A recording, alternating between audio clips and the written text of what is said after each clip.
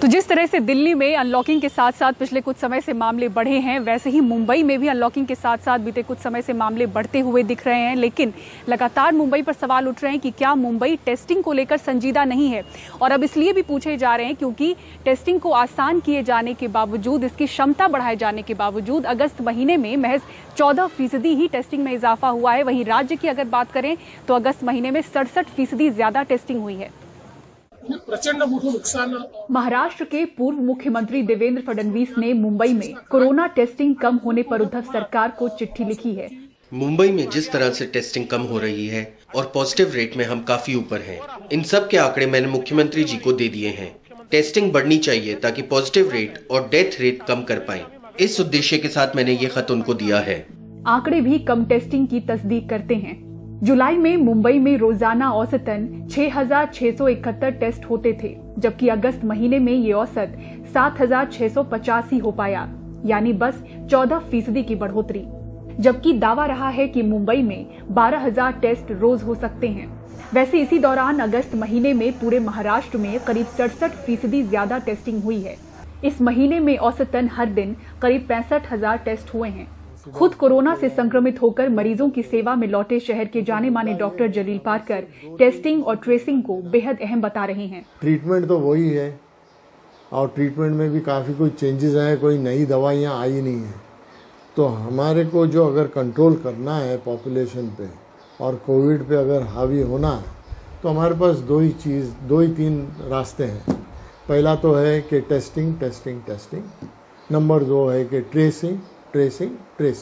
अब हमने खुद सोचा था और हमने देखा भी था कि कोविड धीरे धीरे कम हो रहा था, लेकिन अब हमने देखा है कि लास्ट एक हफ्ते से फिर से उसका बढ़ावा आने लगा है, दिख रहा है। अब उसकी वजह क्या है, ये सोच के तो हम सब थक चुके हैं, मैं भी थक चुका हूँ। अब सोचना मैंने छोड़ दिया है, अब तो ये करना है कि कहाँ से हम किसकी कैसी जान बचाएं। सरकारी कोविड अस्पताल साइन हॉस्पिटल के पूर्व डीन और कोविड केयर सेंटर रहे साई अस्पताल के वरिष्ठ डॉक्टर भी कम टेस्टिंग को खतरनाक मान रहे हैं।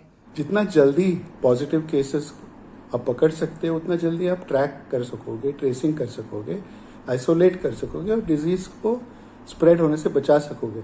आखिर बाद में तो आपको उन्हें पकड़ना ही है, इसलिए मल्टीप्लाई होकर पकड़ोगे उससे पहले कम संख्या में हो जब तक पकड़ी जाए।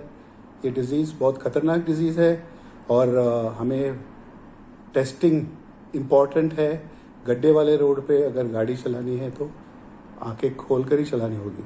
एक वेव तो हम कंट्रोल कर चुके हैं कोविड की, अभी हमें सेकेंड वेव के लिए प्रिपेयर होना चाहिए, क्योंकि मोस्ट ऑफ दी चांसेस है कि हो सकता है माइग्रेंट वर्कर से या फिर अनटेस्टेड पार्ट जो पॉपुलेशन में है उस वजह से सेकेंड आउटब्रेक आने के चांसेस है।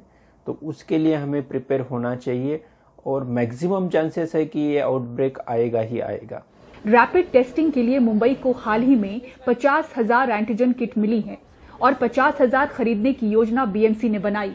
इधर RT-PCR और रैपिड एंटीजन टेस्टिंग के लिए 15 प्राइवेट लैब से टाई अप है, लेकिन पूरी क्षमता से टेस्टिंग का अब भी इंतजार है। मुंबई से पूजा भारद्वाज की रिपोर्ट, NDTV इंडिया के लिए।